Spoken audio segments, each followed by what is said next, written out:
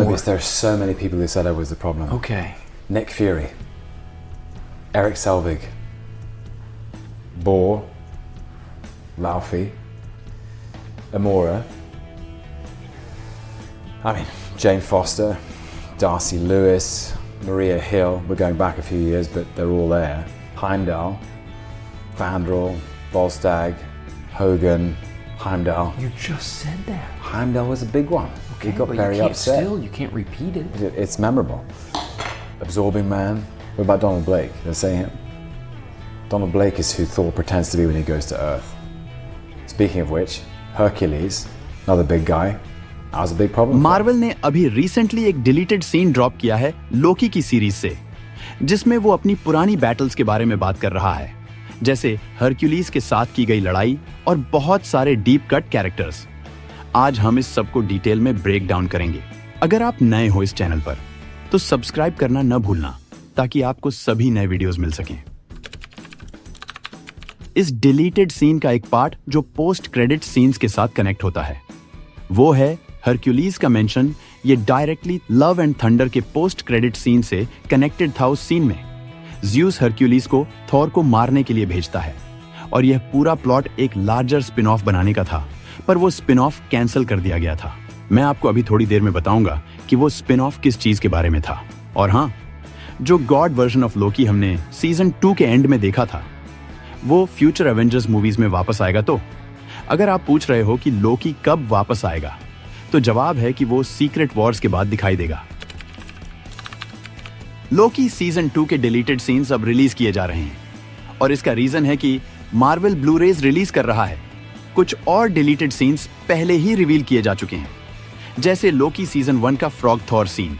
ये deleted scenes लोकी की पुरानी बैटल्स को दिखाते हैं, जैसे एब्जॉर्बिंग मैन के साथ की गई लड़ाई, जो क्लासिक लोकी कॉमिक्स से डायरेक्टली इंस्पायर्ड है।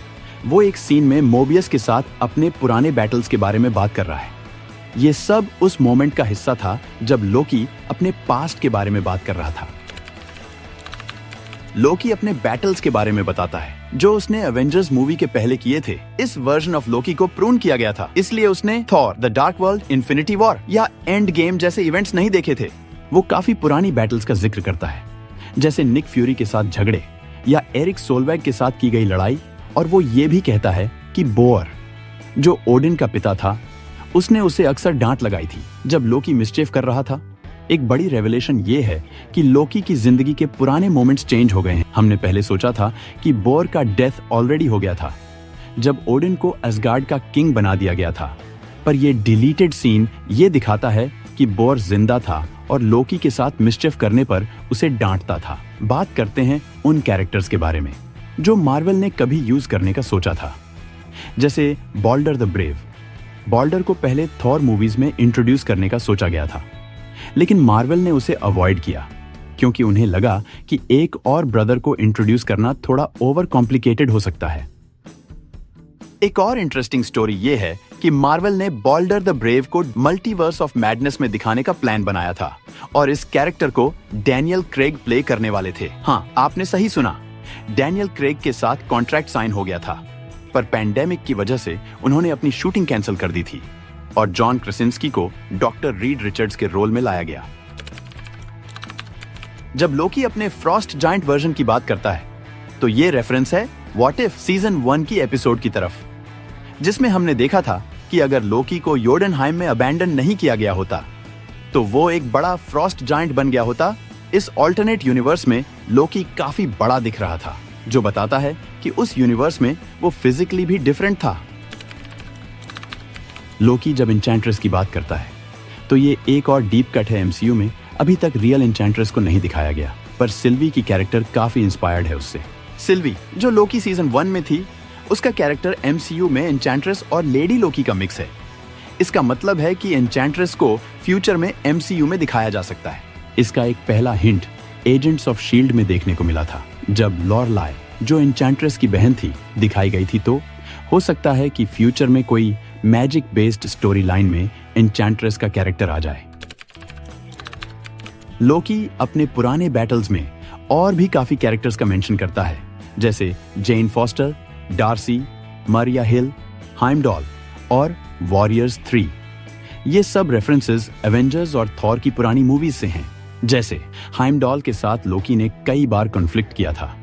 जैसे कि डीबी कूपर सीन में दिखाया गया था, लोकी ने हाइमडॉल को कई बार चैलेंज किया था और इसी वजह से वह उसका नाम 2 बार लेता है इस सीन में। अब्सॉर्बिंग मैन का मेंशन अब्सॉर्बिंग मैन, जो पहले क्रशर क्रील के नाम से जाना जाता था, एक बॉक्सर था जिसे लोकी ने पॉइजन दिया था और उसके बाद वह विलन बन गया था जो भी चीज को टच करता उसकी प्रॉपर्टीज अब्सॉर्ब कर लेता था।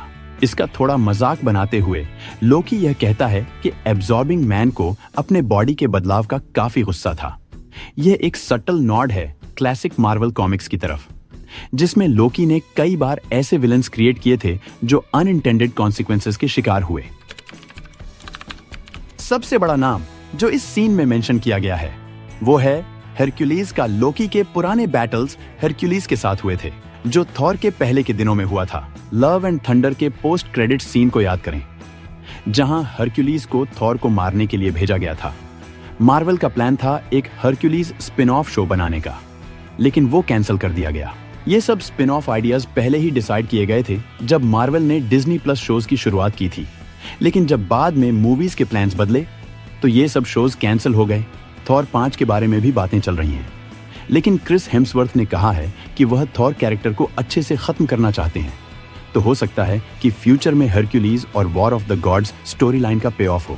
अगर आपको लगता है कि हरक्यूलिस की पोस्ट क्रेडिट सीन कभी पे ऑफ नहीं होगी, तो हो सकता है आप सही हो, क्योंकि मार्वल अभी अपनी मल्टीवर्स सागा को स्पीड रन करना चाहता है। मार्वल का अगला बड़ा प्रोजेक्ट होगा व्हाट इफ सीजन 3, जो दिसंबर में रिलीज होगा। इसमें आपको एक्स-मैन, इटर्नल्स और वॉल्ट्रॉन वर्जन्स ऑफ एवेंजर्स भी देखने को मिलेंगे। आपको नेक्स्ट अपडेट मिलेंगे मेरी अपकमिंग वीडियोस से। जरूर वॉच करना और चैनल को सब्सक्राइब करना न भूलना। लोकी के डिलीटेड सीन्स और मार्वल के फ्यूचर प्लान्स पर आपकी क्या राय है, कमेंट्स में जरूर बताएं। Thanks for watching.